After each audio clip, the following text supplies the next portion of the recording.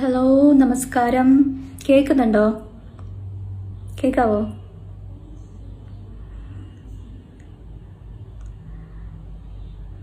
Okay.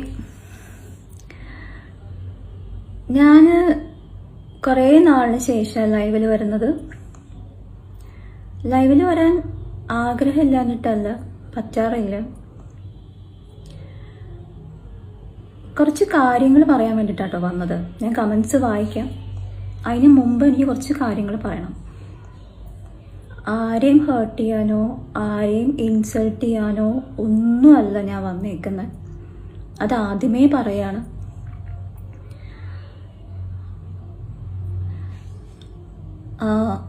Big boss കഴിഞ്ഞു അല്ലേ? August 1 ആയിരുന്നു ടെലികാസ്റ്റ്. ഷോ കഴിഞ്ഞു. ഇപ്പം ഒക്ടോബർ ആയല്ലേ? 2 മാസത്തോളമായി. അപ്പം ഷോയുടെ ഉള്ളിൽ വെച്ചിട്ട് കേൾക്കാവുന്നതിൻ്റെ മാക്സിമം കേട്ടു. ഇപ്പം ഞാൻ ചെയ്ത കുറച്ച് കാര്യങ്ങൾ തെറ്റ്. നമ്മൾ എന്താ പറയുക, ഒരു കണ്ടസ്റ്റന്റിനെയും പരമാവധി മോശം പറഞ്ഞ് അവരുടെ ലൈഫ് അങ്ങ് വെളിയിൽ നശിപ്പിക്കുന്ന രീതിയിലുള്ള പരദൂഷണങ്ങളൊന്നും പറഞ്ഞില്ല. അത് ഞാൻ ചെയ്ത ഏറ്റവും വലിയ തെറ്റ്. പിന്നെ ഒറ്റയ്ക്കിരുന്ന് സംസാരിച്ചു. അത് ഒരാളെ കൊല്ലുന്നതിനേക്കാൾ വലിയ തെറ്റായിരുന്നു. കണ്ണാടി നോക്കി സംസാരിക്കാൻ പാടില്ലായിരുന്നു. കാരണം അതൊരു വലിയ ക്രൈമാണെന്ന് ഞാൻ പിന്നെയാണ് അറിഞ്ഞത്. ഈ കണ്ണാടിയിൽ നോക്കി സംസാരിക്കുന്നതിന് പകരം, അല്ലെങ്കിൽ ഒറ്റയ്ക്ക് സംസാരിക്കുന്നതിന് പകരം ഞാൻ ആരുടെടുത്തെങ്കിലും പോയിട്ട് പരദൂഷണം പറയാനായിരുന്നു. എങ്കിൽ കുറച്ചും കൂടെ ആളുകൾക്ക് ഇഷ്ടമാവുമായിരുന്നു തോന്നുന്നു കേട്ടോ. പിന്നെ ഒരു കാര്യം തോന്നി, അത് ഞാൻ അവിടെ പറഞ്ഞു. അത് ഞാൻ ജീവിതകാലം മുഴുവൻ കേൾക്കാവുന്നതിൻ്റെ മാക്സിമം ഞാൻ ആ 3 മാസം കൊണ്ട് കേട്ടു. ഇപ്പോൾ ഒരു കാര്യം ഞാൻ പറഞ്ഞോട്ടെ, നിങ്ങൾ തന്നെ വിചാരിക്കുക. ഒരു പെൺകുട്ടിയുടെ ഐഡൻറ്റിറ്റി കാർഡ്, അത് ഫേക്ക് ആയിക്കോട്ടെ റിയലും ആയിക്കോട്ടെ എന്തും ആയിക്കോട്ടെ, അത് ഒരാളുടെ പെർമിഷൻ ഇല്ലാണ്ട് എല്ലായിടത്തും സ്പ്രെഡ് ചെയ്യുക, അത് ശരിയായിട്ടുള്ള കാര്യമാണോ? എസ്പെഷ്യലി കല്യാണം കഴിച്ചിട്ടില്ല, ജോലി നോക്കുന്നുണ്ട്, അപ്പം ഒരു സർട്ടിഫിക്കറ്റ് ഇങ്ങനെ അങ്ങ് പ്രചരിപ്പിക്കുകയാണ്. അപ്പം എൻ്റെ അച്ഛനും അമ്മയ്ക്കും അതിനെക്കുറിച്ച് അത് നിയമപരമായിട്ട് നേരിടാം എന്നറിയില്ലായിരുന്നു. കാരണം അവരത്ര പഠിച്ചിട്ടൊന്നുമില്ല, 10ാം ക്ലാസ്സാണ്. കല്യാണം കഴിഞ്ഞപ്പം മുതൽ ജീവിക്കാൻ വേണ്ടിയിട്ട് പാടുപെടുന്ന എൻ്റെ അച്ഛനും അമ്മയാണ്. അപ്പം അതുകൊണ്ട് തന്നെ അവർക്കധികം അറിയില്ല ഇങ്ങനെ കേസ് കൊടുക്കാമെന്നും അങ്ങനെ. ആ സമയത്ത് ആരും ഹെൽപ്പ് ചെയ്യാനും ഇല്ല. അപ്പം അതുകൊണ്ട് കേട്ടുകൊണ്ട് മിണ്ടാണ്ടിരുന്നു. അമ്മ ബിരിയാണി കഴിയില്ല, അരി കഴിയില്ല എന്ന് പറഞ്ഞിട്ട് വലിയ ഭൂലോക പ്രശ്നം ഉണ്ടായി. അമ്മ എന്നെപ്പോലെ സിനിമാ നടിയല്ല. ഫസ്റ്റ് ഓഫ് ഓൾ ചാനലുകാർ വന്നിട്ട് അങ്ങനെ ചെയ്യ് ഇങ്ങനെ ചെയ്യ് എന്ന് പറഞ്ഞപ്പോൾ അമ്മ അതുപോലെ ചെയ്തു. അവർ പറയുന്ന എന്താണോ അതേപോലെ ചെയ്തു, അത്രയേ ഉള്ളൂ. അതിന് എൻ്റെ അമ്മ കേൾക്കാനായിട്ട് ഒന്നുമില്ല. 3 മണി 4 മണി വൈകിട്ടല്ല, പുലർച്ചെ, ആ ഒരു സമയം വരെ എൻ്റെ അമ്മയുടെ നമ്പർ ലീക്കായിരുന്നു. എൻ്റെ അമ്മയ്ക്ക് എന്നെക്കുറിച്ചുള്ള ട്രോളുകളും അമ്മയെക്കുറിച്ചുള്ള ട്രോളുകളും എല്ലാം രാവിലെ ബ്രേക്ക്ഫാസ്റ്റ്, ഉച്ചയ്ക്ക് ലഞ്ച്, രാത്രി ഡിന്നർ, ഈവനിങ് സ്നാക്സ്, അത് പറയുന്ന പോലെ എല്ലാ നേരങ്ങളിലും ഇങ്ങനെ അയച്ചുകൊണ്ടേയിരുന്നു. ഉറക്കമില്ലാതെ എൻ്റെ പ്രിയപ്പെട്ട ഹേർട്ടേഴ്സ്. അവർ പ്രായമായിട്ടുള്ള 2 ആൾക്കാരാണ്. എന്നോടുള്ള ദേഷ്യം തീർത്തോ? ഞാൻ വെളിയിൽ വരുമല്ലോ. പക്ഷെ അവരുടെ അടുത്ത് എന്തിനാ തീർത്തേ? അവരെന്തുമാത്രം വേദനിച്ചിട്ടുണ്ടാവും? എന്തൊക്കെ പറഞ്ഞാലും അച്ഛനും അമ്മയില്ലേ? നിങ്ങൾക്കും ഇല്ലേ അച്ഛനും അമ്മയും? ഒരു കാര്യം അറിയോ, എൻ്റെ അമ്മയ്ക്ക് പ്രഷറിൻ്റെ പ്രശ്നം ഉണ്ടായിരുന്നു. പ്രഷറിൻ്റെ അല്ല, ഷുഗറിൻ്റെ പ്രശ്നം ഉണ്ടായിരുന്നു. പ്രഷർ ചെറിയ രീതിയിലുള്ള പ്രശ്നമേ ഉണ്ടായിരുന്നുള്ളൂ. എൻ്റെ ഒരു ബന്ധു എന്നോട് വിളിച്ച് പറയണേ, 3 മണി 4 മണി വരെയൊക്കെ അമ്മ ഇരുന്ന് അവർ വിളിച്ച് കരയുന്നു. കാരണം എന്നെക്കുറിച്ച് ഓരോന്ന് കേൾക്കുമ്പോൾ കാണുമ്പോൾ ഇരുന്ന് കരയും. ഞാൻ കരയുമ്പോൾ നിങ്ങൾക്കത് ഇമോഷണൽ ഡ്രാമ. നിങ്ങളുടെ ഫേവററ്റ് കണ്ടസ്റ്റന്റ് കരയുമ്പോൾ നിങ്ങൾക്കത് റിയൽ ആയിട്ടുള്ള കാര്യം. അവർക്ക് ഇമോഷൻസ് ഉണ്ട്, എനിക്കൊരു ഇമോഷൻസ് പാടില്ല. എൻ്റെ അമ്മയ്ക്കിപ്പം പ്രശ്നങ്ങളുണ്ട്, അറിയോ? ECG നോക്കിയപ്പോഴത്തേക്ക് അതിൻ്റെതായ ഇഷ്യൂസ് ഉണ്ട് ഹാർട്ടിന്. അത് നിങ്ങൾക്കറിയോ? കാരണം നിങ്ങൾക്ക് അറിയേണ്ട കാര്യമില്ല. കാരണം നിങ്ങൾക്ക് ഫേവറേറ്റ് കണ്ടസ്റ്റന്റ് ഉള്ളതുകൊണ്ട് നിങ്ങൾക്ക് അവരെ സപ്പോർട്ട് ചെയ്താൽ മതി. എൻ്റെ അമ്മയെ സപ്പോർട്ട് ചെയ്യേണ്ട കാര്യമില്ല, അല്ലേ?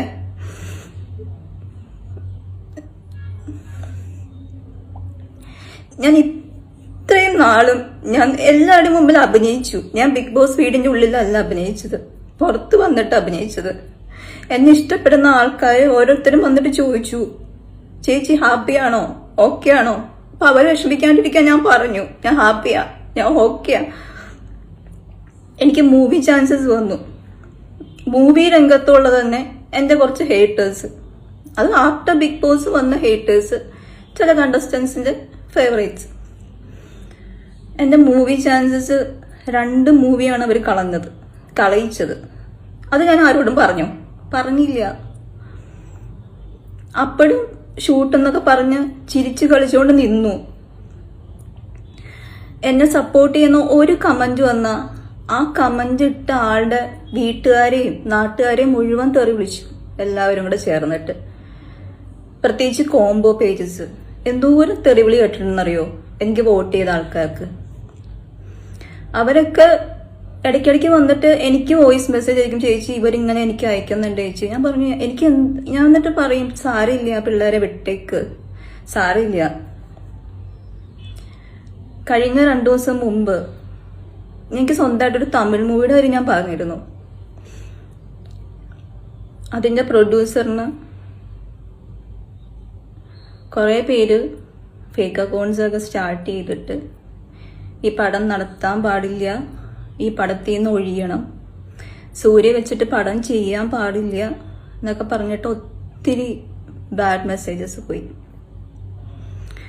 ഒരു മനസ്സിൽ തോന്നിയ ഒരു എക്സ്പ്രഷൻ ഫീൽ ചെയ്തു, അത് തോന്നിയൊരു ഫീലിംഗ് അത് ഞാൻ എക്സ്പ്രസ് ചെയ്തു എന്ന് കരുതി ഒരാളുടെ ലൈഫിനെ തന്നെ തകർക്കുന്ന രീതിയിൽ എന്തിനാ? നിങ്ങൾക്ക് എന്താ കിട്ടുന്നത്? ഇനിയും ബിഗ് ബോസ് സീസൺ വരും. കിടിലം ഫെറോസിക്ക എൻ്റെ ആരുമല്ല, അവിടെ വെച്ച് കണ്ട ഒരു കണ്ടസ്റ്റൻ്റാണ്, ഇപ്പം നല്ലൊരു സുഹൃത്താണ്. ആ ആളെ എന്തൊക്കെ പറഞ്ഞു? അവർക്ക് 2 പെൺമക്കളാണ് അല്ലേ, ചാരിറ്റി തട്ടിപ്പ് എന്തൊക്കെ പറഞ്ഞു. ആ 2 പെൺമക്കള്, ആ കൊച്ചുകുട്ടികൾ എന്തുമാത്രം രാത്രി കിടന്ന് പേടിച്ച് കരഞ്ഞിട്ടുണ്ടാവും. അത് നിങ്ങൾക്ക് ഒന്ന് ഓർക്കാൻ പാടില്ലേ? എന്തുമാത്രം വിഷമിച്ചിട്ടുണ്ടാവും.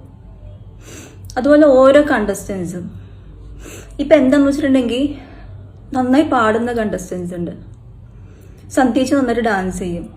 അവരുടെ ഒരു ടാലന്റ് ഉള്ള ഒരു വ്യക്തിക്ക് അവരുടെ ടാലന്റിനെ മോശം പറയാ എന്നുള്ളത് കൊല്ലുന്ന അത്രയും വിഷമമുള്ള കാര്യം. ആ ചേച്ചി എന്തൊക്കെ ഡാൻസിനെ കുറ്റം പറഞ്ഞിട്ടുണ്ടെന്ന് അറിയോ? ഈ പാപമൊക്കെ എവിടെ കൊണ്ടേ തീർക്കുക? ഋതു നന്നായിട്ട് പാടുന്ന കുട്ടിയാ, ആ കുട്ടി എന്തൊക്കെ പറഞ്ഞു? എന്തിന്? അതൊരു ഗെയിം ഷോ ആണ്. നമ്മളെല്ലാ കണ്ടസ്റ്റൻസും നമ്മുടെ ലൈഫുമായിട്ട് മുന്നോട്ട് പോയിക്കൊണ്ടിരിക്കുക. പിന്നെ എന്തിനാണ് ഇങ്ങനെ? ഇനി ഈ സീസൺസ് കുറേ വരും. നിങ്ങൾക്ക് നിങ്ങളുടെ ഫേവറേറ്റ് കണ്ടസ്റ്റൻസിനെ നിങ്ങൾക്ക് സപ്പോർട്ട് ചെയ്യുക.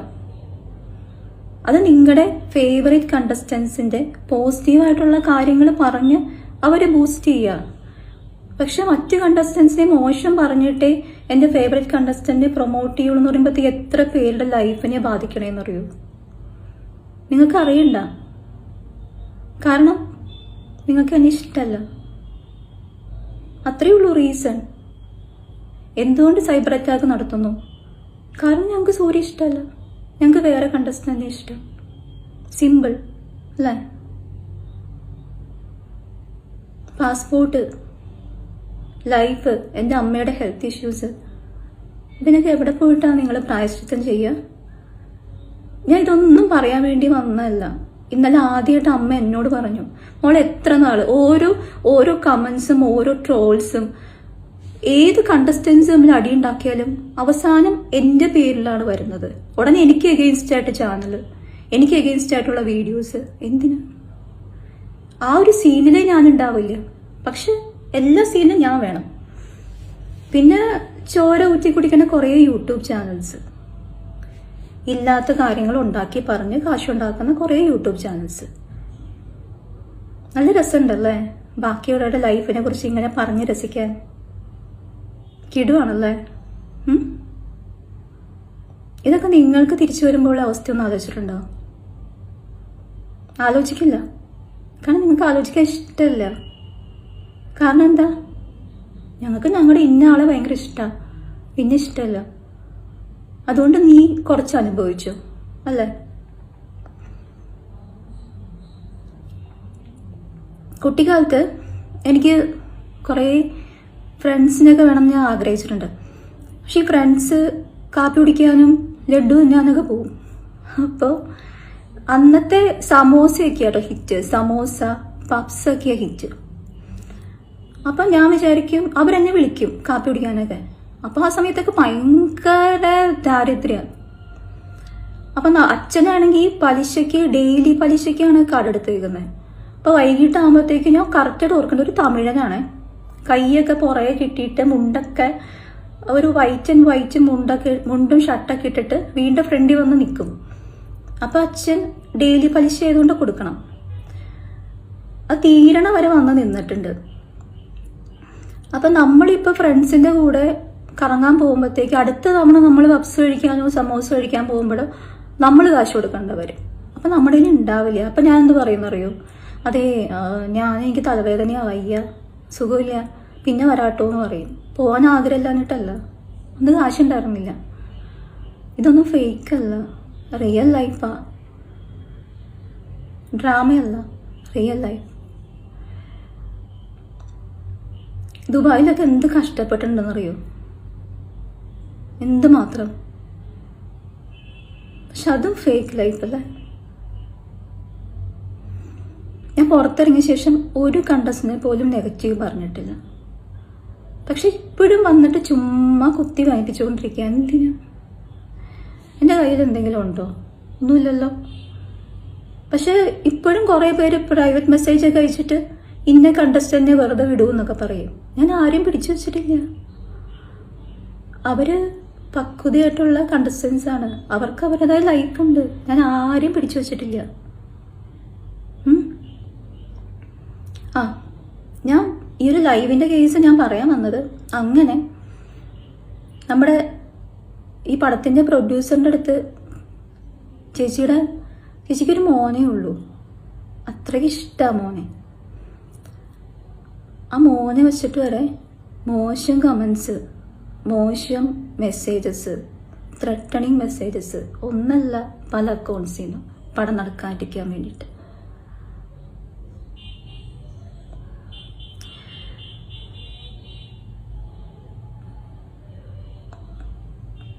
ചേച്ചിനെ വിളിച്ച് ഓരോ മെസ്സേജസ് കാണിച്ചു തന്നു. അത്രമാത്രം ഡേർട്ടി മെസ്സേജസ്. ഇപ്പം എനിക്ക് ചിലവർ ഇഷ്ടമല്ല. എന്നാൽ പിന്നെ ഞാൻ അവരെ ഫേക്ക് അക്കൗണ്ട്സ് ഒക്കെ തുടങ്ങിയിട്ട് അവരെ അങ്ങ് സൈബർ അറ്റാക്ക് ചെയ്തേക്കാം എന്ന് ഞാൻ വിചാരിച്ചിട്ടുമില്ല. കാരണം എൻ്റെ രീതി അതല്ല. കൊച്ചു കുട്ടികൾ വരെ വന്നിട്ട് മോശം കമൻസ് ഇടുന്നുണ്ട്. ഇപ്പോൾ കഴിഞ്ഞ ദിവസം യൂട്യൂബിൽ വൻ സീനായിരുന്നു കേട്ടോ. കൊച്ചു പിള്ളേരുടെ അക്കൗണ്ട്. ഞാൻ പിന്നെ വിചാരിച്ചു അതെന്തായാലും പുറത്തു വിടണം എന്നൊക്കെ വിചാരിച്ചു. പിന്നെ വിചാരിച്ചെന്താണെന്നറിയോ? കൊച്ചു കുട്ടികളല്ലേ, എന്തിന്? അവർക്കൊരു ലൈഫുണ്ട്. ആ കുട്ടികൾ ചിലപ്പോൾ ആ കുട്ടികളുടെ അമ്മയായിരിക്കും ചെയ്യണേ. അമ്മയെ കണ്ടിട്ടാണ് മക്കൾ പഠിക്കുക. അത്രയേ ഉള്ളൂ. നമ്മൾ ചെയ്യുന്ന കർമ്മത്തിൻ്റെ ഫലം കിട്ടും. ഒന്ന് ഞാൻ പറയാം, ഞാൻ ഒരാളുടെ ലൈവിൽ കൊടുക്കാം. അതിന് മുമ്പ് ഒരു കാര്യം ഞാൻ പറയാം. ഇത്രയും തെറി മെസ്സേജസ് കേട്ടിട്ടും അവരുടെ വീട്ടുകാരെ മൊത്തം ചീത്ത പറഞ്ഞിട്ടും ഇപ്പോഴും മോശം കാര്യങ്ങൾ കേട്ടിട്ട് എൻ്റെ കൂടെ നിൽക്കുന്ന കുറേ പേരുണ്ട്. എൻ്റെ ഈ ലൈഫ് തന്നെ അവർക്ക് കടപ്പെട്ടതാ, സത്യമായിട്ട് പറയുന്നതാ. അത്രയും അവര് സ്നേഹിക്കേണ്ടത്. ഓരോ ദിവസവും പുതിയ പുതിയ വീഡിയോസ് ഇറക്കിയിട്ട് എന്നെ മനസ്സിലാക്കി നിൽക്കുന്ന കുറേ പേര്, അവരുള്ളതുകൊണ്ട് മാത്രം ഞാൻ ഇപ്പോഴും ഇങ്ങനെ നിൽക്കുന്നത്. ഞാനൊന്ന് ഡൗൺ ആകുമ്പോഴേക്ക്, അല്ലെങ്കിൽ എൻ്റെ മുഖം ഒന്ന് പാടുമ്പോഴേക്ക് ഓടിയെത്തും കുറേ പേര്. അത് മതി എനിക്ക്.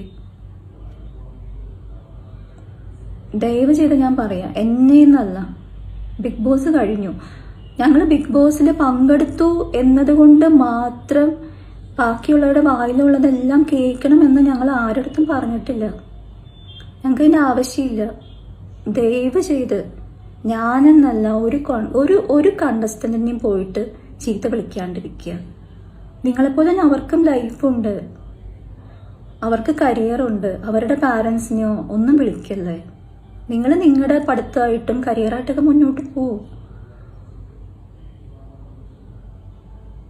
അവർക്ക് ലൈഫില്ലേ.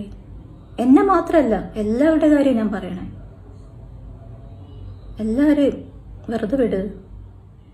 ഞാൻ വേറെ ആരുടെ ഫോൺ കൊടുക്കാം.